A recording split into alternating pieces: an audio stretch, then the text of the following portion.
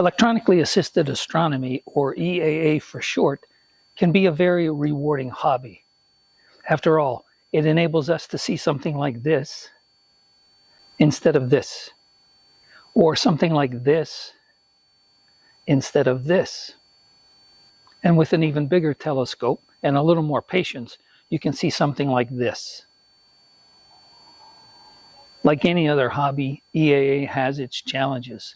And in this video, I'm going to show you what I think are the top 10 challenges those of us doing EAA will face at one time or another. Now, I'm not going to go through every challenge in this video. It would be much too long. So I'm going to do 3 challenges in this video and cover the remaining challenges in subsequent videos. So if you would like to see all of the videos, you might want to subscribe to this channel so you can be alerted when I post those videos. So here are my top 10 EAA challenges. Number 1, you can't get the camera to connect to the software. Number 2, you can't see anything when you try to take an image. Number 3, when you take an image, you can see the stars, but you can't see the deep sky object, which you think should be there. Number 4, the focus is poor. Number 5, live stacking is not working. Number 6, the stars are elongated or shaped like eggs. Number 7, stars are shaped like comets. Number 8, you can see things in the image, but it's very noisy. Number 9, there's lots of vignetting in the image. And number 10, plate solving isn't working. Now, if you don't already know what some of these mean, don't worry, I'll explain as we get to it in our top 10 list. Now, I've put the challenges sort of in the order that I expect you might encounter them, especially if you're a beginner. Now, for each of the challenges, I'll explain what it is, and I'll give you a step-by-step troubleshooting guide, which you can, in most cases, use ahead of time during the daylight hours to shake down your setup and make sure you don't encounter that problem during the night when it's harder to see, when it's easier to get frustrated, and when you're going to waste valuable viewing time. Now, obviously, some of those troubleshooting steps I'm going to show you can only be done under the stars, but in that case, at least you'll have the step-by-step guide. It's my hope that this troubleshooting guide will make your EAA experience more enjoyable and get you up and going faster with less problems. So let's take a look at the first challenge.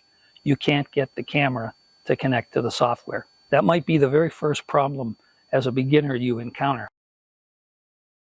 So if you can't get the camera to connect to the software, the very first thing you should take a look at, item number 1 in the troubleshooting guide, is to make sure that the software you're using is compatible with the camera you have.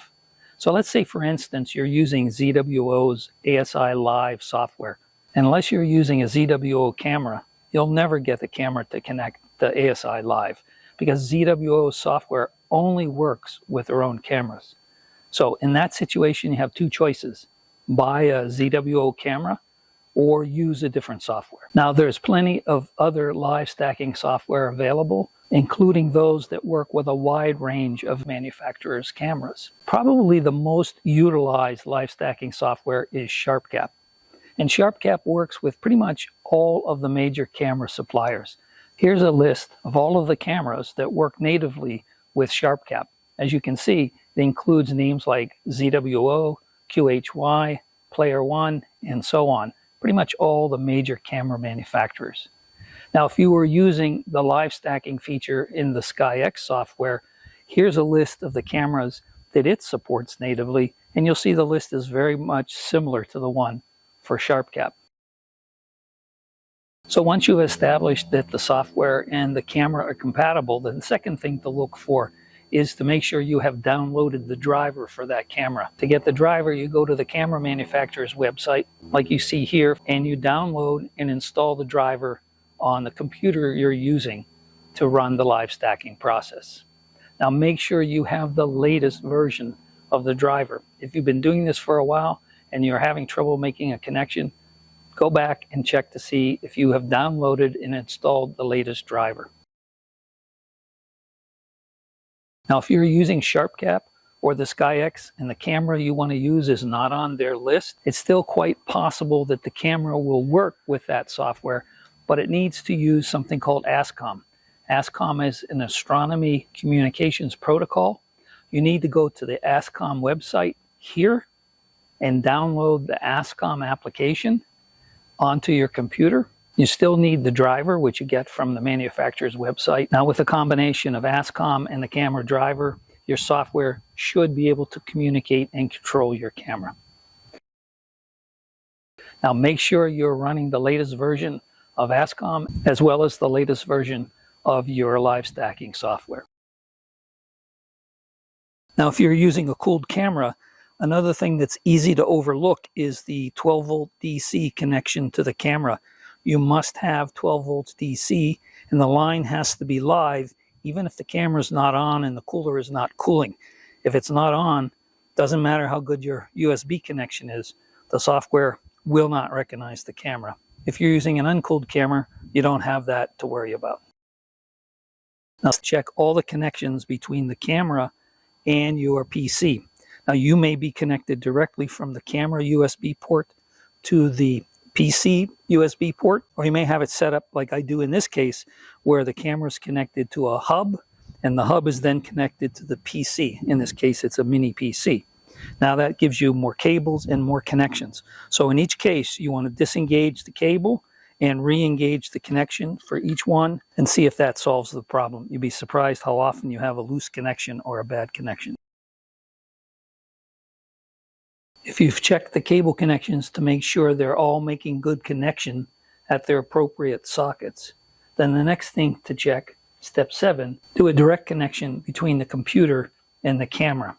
Now, don't forget, for a cooled camera, you still need to have 12 volts applied. Also, use the cable that came from the manufacturer if at all possible, and use the shortest cable possible. Don't use the long cable if you have one of the shorter cables. Try that on your USB connections. See if it now connects. If not, try it on other connections on the PC.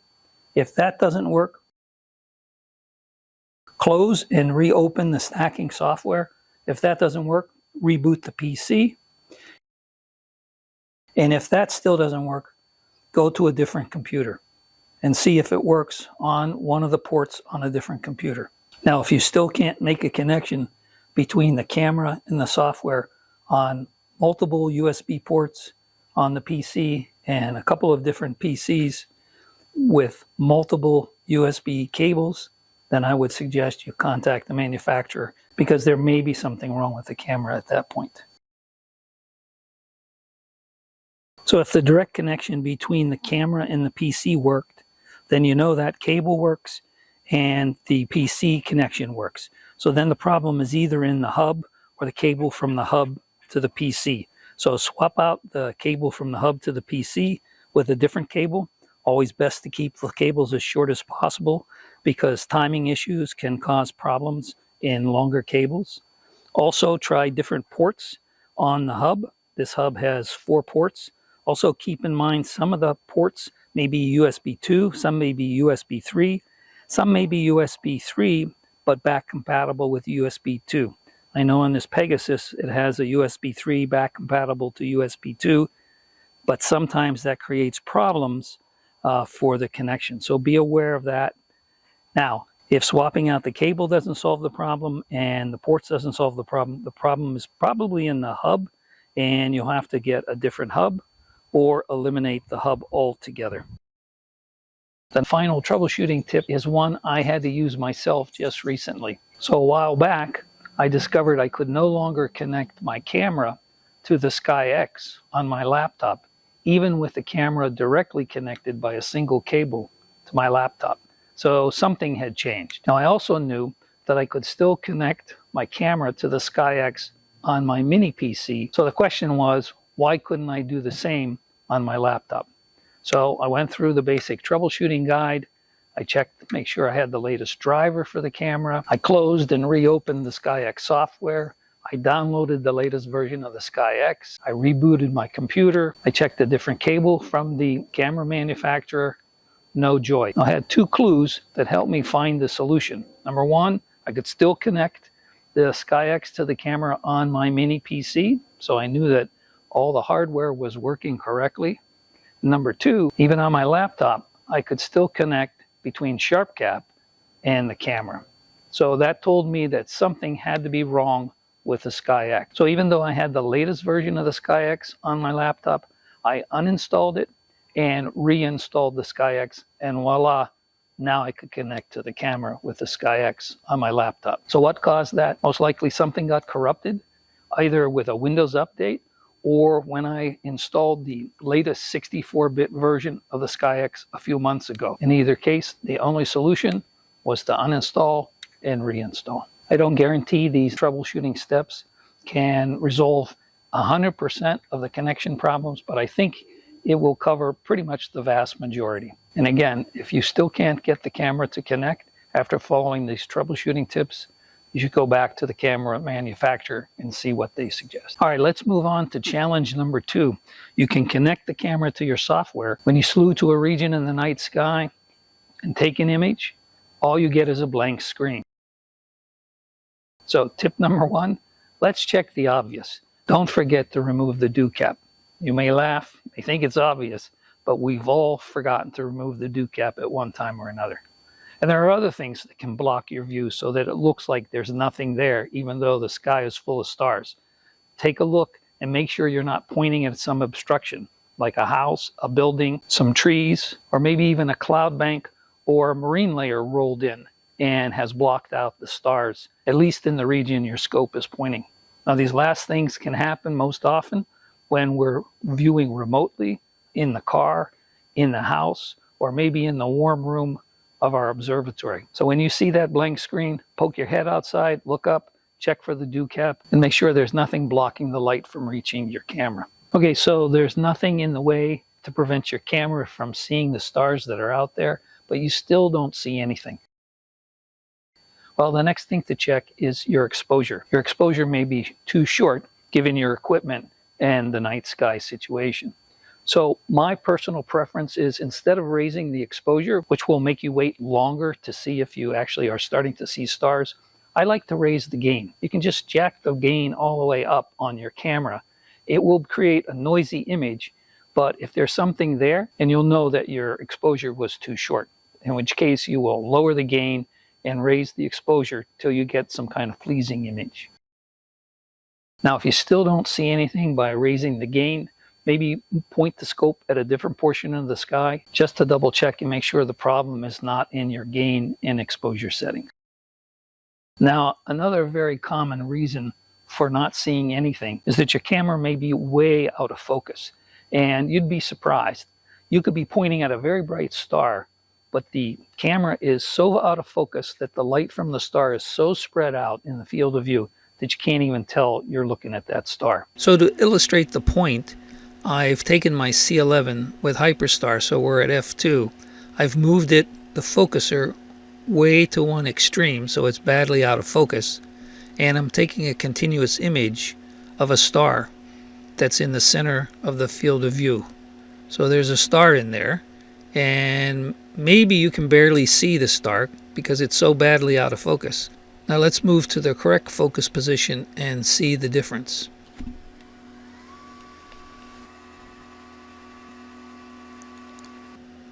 So there's Vega. It was always there. We just couldn't tell very well because we were so badly out of focus. Now that's with a bright star like Vega. Now replace Vega with some deep sky object with a low surface brightness and you really won't be able to tell it's there. So that's why if your image shows nothing at all, focus is another thing that you should check. Now this will commonly happen in two situations. One, you have a new scope and camera combination and you've never focused them before, so you don't know exactly where the focus point is. Or two, you change focal lengths or focal ratios by putting a focal reducer on the back of your telescope or a Hyperstar on the front of your SCT. In that case, the focus point will change significantly. A good example is my C11 SCT. The focus points at f7 and at f10 are almost extreme opposite ends of the travel of the focus knob, or in the case of an SCT, the mirror, which is moving when you're doing the focusing. So it's very possible you're way out of focus. And sometimes when people are so badly out of focus, they make the mistake of turning the focus knob either manually or by a motorized controller way too fast. Remember, you're not looking through the scope with your eye. You're looking with a camera. The camera's taking an exposure. If it's a 5-second, 10-second, or longer exposure, and you zip through the focus point, the camera might not pick that up. So go through the focus positions from one extreme end of focus to the other extreme end of focus slowly, and then you'll find the focus point that way. Now, best practice is to do the focusing during the daytime. You point to some distant object, like a tower, a building, a telephone pole, electrical pole, or even a hillside, and focus on the distant object during the day. Now, I'm going to talk about focusing in much more detail in a subsequent video when I address poor focus. But I needed to make the point here with this particular challenge that if you're not seeing anything at all, may be the root cause of the problem. So now let's move to the third in our series of top 10 EAA challenges. You can connect the camera, you can see stars, but you can't see that deep sky object that you think your telescope is pointing at. So the very first thing to try here is to raise the gain and raise the exposure.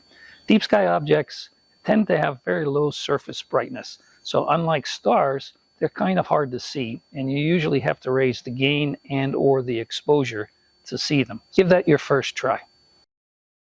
Second thing you want to try is make sure that you have a good focus. Now, we talked extensively about focusing when we dealt with the second challenge. I'm not going to repeat all of that.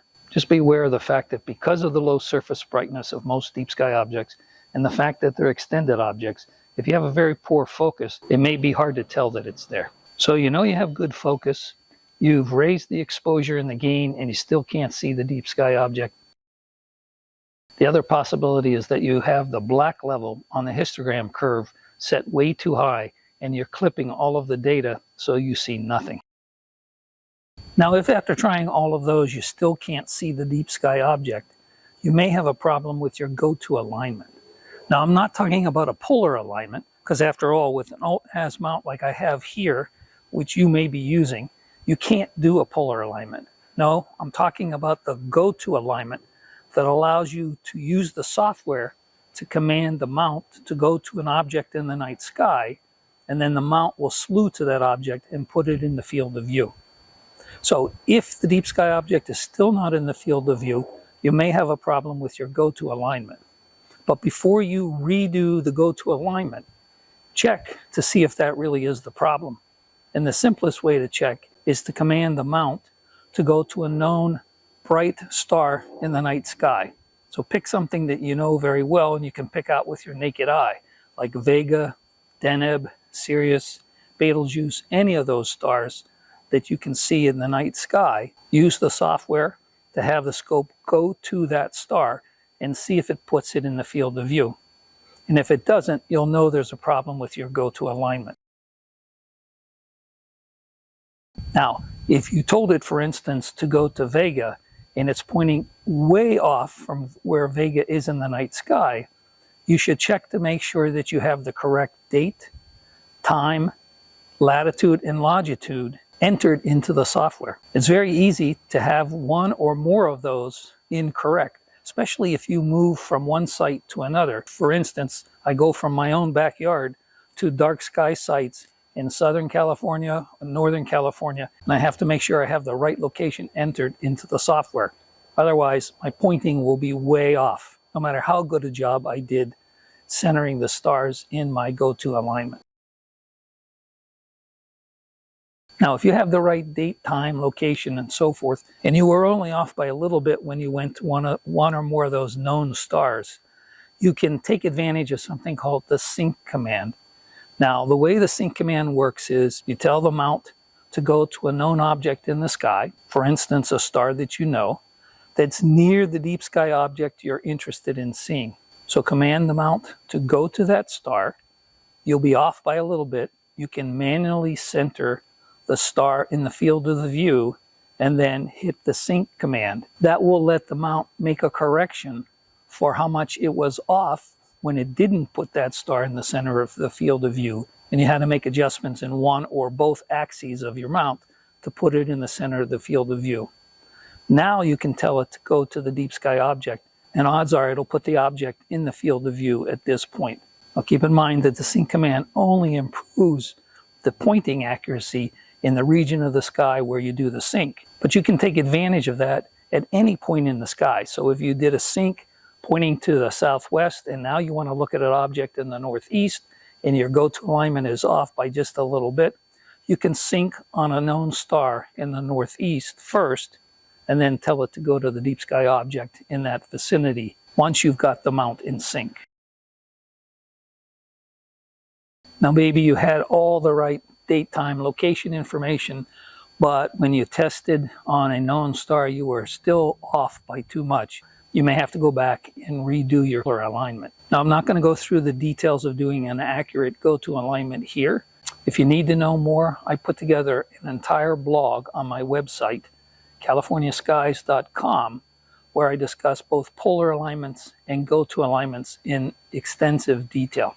And I'll put a link to that blog down below this video where it says more, so that you can find it more easily. So that does it for this video, where we looked at the first 3 of my top 10 EAA challenges. Hopefully you can use the tips I gave you to shake down your system ahead of time. And for those things that you can't do during the daytime, at least these guides will help you to identify the root cause of the problem and fix it more quickly. So I hope you enjoyed this video. If you did and you learned something from it, please like it. That helps other people to find the video. And if you want to see more videos like this, especially those where I'll cover the next 7 items on our top 10 list, you'll want to subscribe to this channel. And oh, by the way, if you haven't put together your own system yet, I put together 5 different videos, each focusing on a different piece of equipment, from the mount to the optical scope, to the camera, to the software, and even power systems to power your rig out in the field. So if you still haven't figured out which pieces of equipment are the right ones for your EAA setup, you might want to take a look at those videos, and I'll put links to all of those down below this video. So until next time, thank you for watching.